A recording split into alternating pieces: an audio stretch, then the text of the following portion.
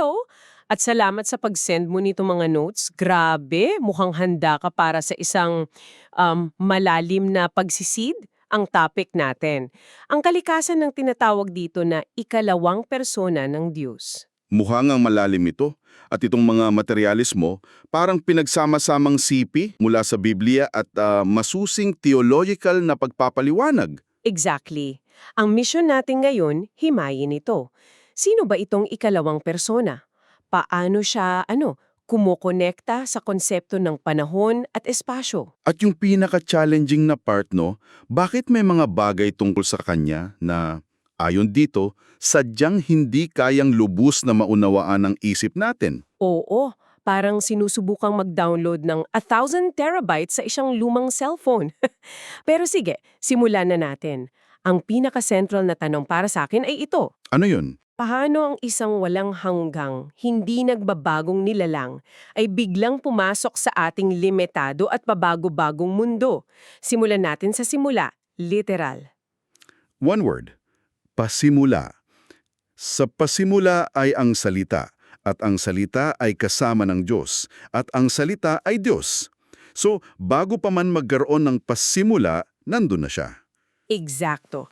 At dito nagiging crucial yung konsepto ng panahon at espasyo o Shigonggan sa Korean, ayon sa notes mo.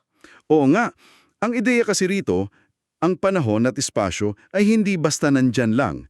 Ito mismo ay isang nilikha ng ikalawang persona. Teka, so parang isang aquarium, tayo yung isda sa loob. Magandang analogy yan.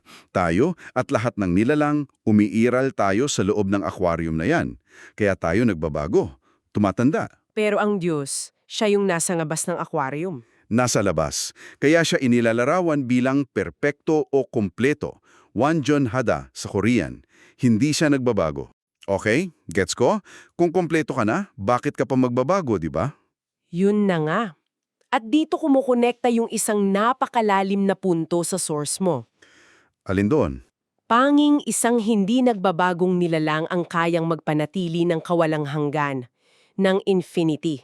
Paano? Paanong konektado yun? Kasi ang infinity, by definition, ay constant. Kung ang pundasyon nito ay pabago-bago, guguho yun. Sinasabi rito na dahil parehong perpekto ang una at ikalawang persona, sila ang mismong garantiya na ang kawalang hanggan ay nananatili. Wow! Sila ang bedrock ng lahat ng realidad. At mula sa pagiging bedrock, dito napapasok yung pinaka-wild na plot twist. Yung pagpasok sa aquarium, oo, Juan 1:14, at ang salita ay naging laman at tumahan sa gitna natin. So si Jesus, ayon sa binabasa natin, ay yung mismong salita. Yung walang hanggan, pumasok sa sarili niyang nilikha. Tama. At para hindi maging haka-haka, sunod-sunod yung mga patunay dito. Una, siya ang salita, hindi nagbabago, perpekto. Pangalawa, siya yung esensya mismong ng Diyos, yung Hanani Mewi Bonche. Oo. At pangatlo, sinabi niyang siya ay kapantay ng Ama. Ako at ang Ama ay isa. At yung sa Juan 8:58, ito yung talagang nakakakuha ng pansin ko. Bago pa man si Abraham, ako nga. Hindi nandito na ako. Napakalaking bagay niyan. Kung sinabi niyang umiral ako, may simula siya sa nakaraan. Pero yung ako nga o I am ay direktang pag-angkin sa pangalan ng Diyos sa lumang tipan. So isang pahayag ito ng continuous existence. Hindi siya isang tuldok sa timeline. Siya ang mismong timeline. Mind-blowing. At lalo pang lumalalim sa Colossus, no? Hindi lang siya ang lumikha ng lahat, Kundi ang lahat ay nilikha para sa Kanya. para siyang yung author, na siya ring main character, at siya rin yung dahilan kung bakit sinulat yung libro in the first place. Yun na nga. At hindi lang yun, sinasabi pa na siya yung parang pandikit na nagbubuklod sa buong sangnilikha. Kung wala siya, magkakawatak-watak ang lahat. Okay, wait. Dito na yata sasabog yung utak ko. Kasi, kung ang Ama ay Diyos at ang Anak ay Diyos, Hindi ba't dalawa na sila? Paano yung konsepto ng Trinidad dito? Dito na tayo papasok sa tinatawag na banal na misteryo at ang paliwanag na binibigay dito ay napaka-fascinating. Anong sabi? Ang konsepto raw ng tatlong persona sa isang Diyos, ito yung paraan kung paano ipinapakilala ng walang hanggang Diyos ang sarili niya sa atin. Sa ating mga nasa loob ng aquarium? Oo. Kumbaga sa computer, hindi mo nakikita yung bilyon-bilyong code. Ang nakikita mo yung user interface, yung icons, yung desktop. So yung Trinidad, yun yung user-friendly version ng Diyos para sa atin. Parang ganon. Ito yung interface na ibinigay niya. Pero at ito yung malaking pero, paulit-ulit ding sinasabi na hinding-hindi natin ito kayang lubusang maunawaan. Dito napapasok yung analohiya sa uod, di ba? Yung gudeogi. Eksakto. Ang pagtatangka nating intindihin ang kabuuan ng Diyos ay parang isang uod na sinusubukang intindihin kung paano gumagana ang isang smartphone. Imposible. Pero hindi ba parang medyo convenient na sagot yan? Parang sinasabi lang na, huwag mo nang isipin kasi hindi mo kaya? Hindi ba yan parang cop-out? Valid na tanong yan. Pero ang punto yata ay hindi para pigilan tayong mag-isip, kundi para sa humility.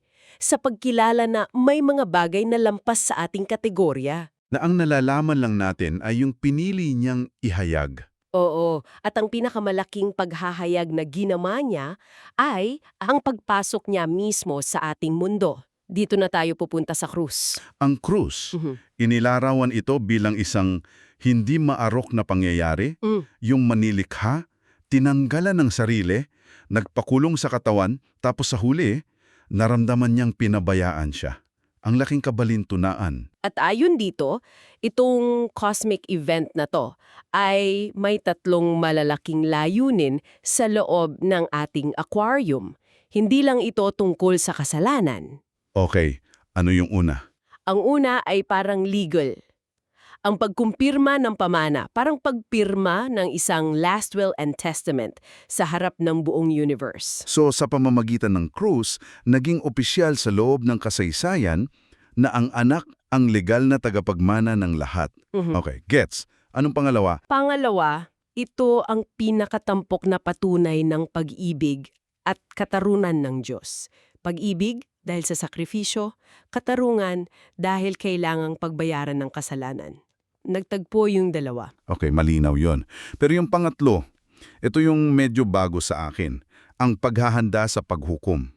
Bakit kailangan ng krus para sa paghukom? Bakit hindi na lang niya hinatulan agad, di ba? Oh, Di ba mas mabilis yun? dahil ayon sa argumento dito, kailangan munang makumpleto yung konsepto ng free will. Kung hinatulan niya agad ang mga nagkasala, nang hindi muna ipinapakita ang sukdulan ng pag-ibig niya. Oo, mananatili raw yung binhi ng rebelyon. Palaging may magsasabing, hindi makatarungan ng Diyos, malupit siya. Okay. So ang krus ang nagsilbing ultimate exhibit A sa korte ng San Sinuhop. Ipinakita muna lahat ng baraha, pagkatapos noon, sa huling paghatol, Wala nang masasabi, wala nang pwedeng idahilan. Ipinagpapaliban niya yung paghuhukom hanggang sa wakas ng panahon. Ganoon na nga, para ang paghuhukom ay maging ganap na makatarungan at hindi matutulan. Ngayon, may isang detalye dito na gusto kong balikan. Yung pariralang makita ang mukha ng Ama sa Mateo. Sinasabing hindi ito literal. Tama. Ang paliwanag, walang sinumang nilalang, kahit anghel, ang kayang direktang tumingin sa unang persona at manatiling buhay. So, makita ang mukha niya ay nangangahulugang makita ang kanyang opisyal na kinatawan. Isang ambassador, kumbaga. Perpektong analohiya. Hindi mo kailangan makita ang hari kapag kausap mo ang ambassador para mo na ring hinarap ang hari. At bago dumating si Jesus, mga anghel ang gumaganap ng paper na yan. Pero nang dumating ang anak, siya na ang perpektong representasyon. Kaya niya nasabi, kung nakita ninyo ako, nakita ninyo ang Ama. Okay, that makes sense. At ito rin siguro yung connection sa eksena pagkatapos ng muling pagkabuhay. Yung sinabi niya kay Maria Magdalena, huwag mo akong hawakan. 17? Oo, parang ang cold pakinggan, no? Kagagaling lang niya sa kamatayan tapos ganon. Bakit Ang paliwanag dito ay hindi pa tapos ang misyon niya. Hindi pa yon ang happily ever after. Kailangan pa niyang umakyat sa kanyang trono sa langit Para saan? para opisyal na tanggapin ang kanyang pamana, isugo ang banal na espiritu at maging tagapamagitan. So yung huwag mo akong hawakan ay hindi pagtataboy kundi parang, wait lang, may tatapusin pa akong importante. Ganun ba? Ganun na nga. Ang pag-akyat niya ay hindi lang pag-alis. Mahalagang bahagi ito ng plano. Kung nanatili siya sa lupa, ang presensya niya ay limitado sa isang lugar. Pero sa pag-akyat niya at pagsusugo sa espiritu, Maari na siyang makasama ng lahat ng mananampalataya, saan man sila naroroon sa lahat ng oras. So yung pagpigil kay Maria ay para sa isang mas malaki at mas malawakang pagyakap sa hinaharap. grabe. Kung lalagumin natin, itong mga materyales mo, nagpinta ng isang napakalaking larawan. Narirang ang ikalawang persona bilang manlilikha na pumasok sa sarili niyang aquarium. At ang buhay, kamatayan at muling pagkabuhay niya ay hindi lang basta mga pangyayari sa kasaysayan, kundi mga cosmic na aksyon. Mga aksyon na nagpapatibay kung sino ang Diyos at nagtatakda ng kapalaran ng buong sangnilikha. May isang pare-parehong mensahe. Ang pag-amin na bilang mga isda, may mga misteryo tungkol sa nasa labas na hindi natin kayang abutin. At tila, ang pagiging komportable sa misteryong yun ay bahagi mismo ng mensahe, di ba? Siguro. At yan na rin ang isa sa mga takeaways para sa'yo. Ang mga konseptong ito ay hindi lang abstract. Ang layulin nito ay magbigay linaw sa relasyon ng walang hanggan at ng may hangganan. Okay, para iwanan sa iyong pagninilay-nilay, may isang huling thought experiment sa notes mo.